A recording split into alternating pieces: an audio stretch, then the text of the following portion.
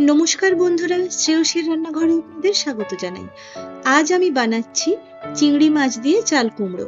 কিছু কিছু রান্না থাকে যেগুলো আমাদের মায়ের থেকে আমরা শিখে থাকি। তো এই রান্নাটা সেই রকমই একটা রান্না। তো চলুন বন্ধুরা দেখে নিই রান্নাটা। আমি এখানে কয়েকটা চিংড়ি মাছ নিয়েছি, যাতে নুন আর হলুদ মাখিয়ে ভেজে নেব।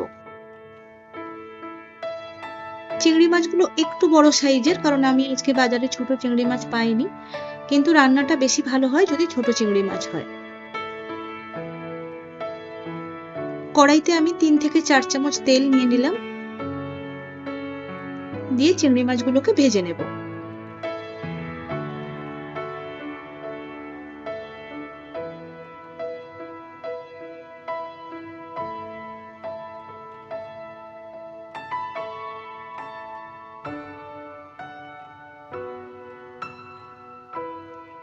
খুব সাধারণ একটা রান্না, কিন্তু গরম গরম ভাতের সঙ্গে খুব ভালো খেতে লাগে।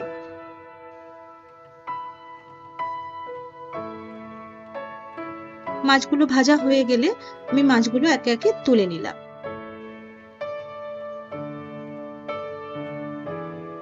এরপর আমি কড়াইতে তেজপাতা, শুকনো লঙ্কা ও 5 ফোড়ন দিয়ে দিলাম।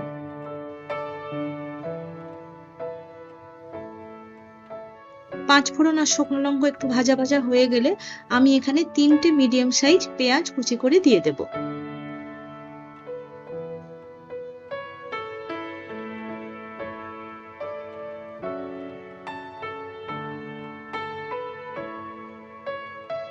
পেঁয়াজটা ভালো করে ভেজে নেব। রান্নাটায় মশলা বলতে কিন্তু আর সেরকম কিছুই নেই। আদা, রসুন, টমেটো, জিরে, ধনে কোনো মশলাই এখানে নেই।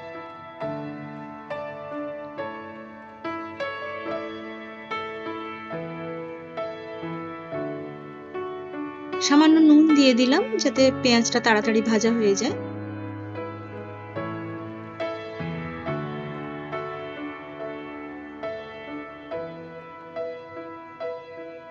পেঁয়াজটা ভাজা হয়ে গেলে আমি চাল কুমড়োগুলোকে এইভাবে কেটে নিয়েছি, কেটে এর মধ্যে দিয়ে দিলাম। আমি একটা বড় সাইজের চাল কুমড়োর অর্ধেকটা নিয়েছি।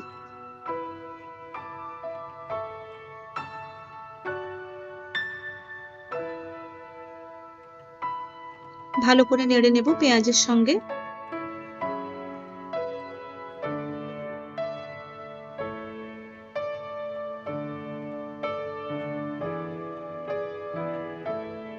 কিছুক্ষণ নাড়লে দেখবেন একটু জল বেরিয়ে আসবে।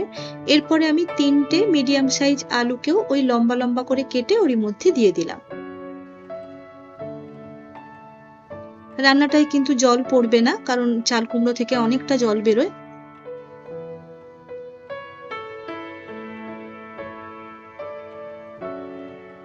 এরপর আমি এখানে ঝাল লঙ্কার গুঁড়ো 1 চামচ দিয়ে দিলাম। 1 চামচের একটু কম হলুদ গুঁড়ো দিয়ে দিলাম, দিয়ে ভালো করে কষিয়ে নেব। অনেকটাই জল বেরিয়ে এসছে।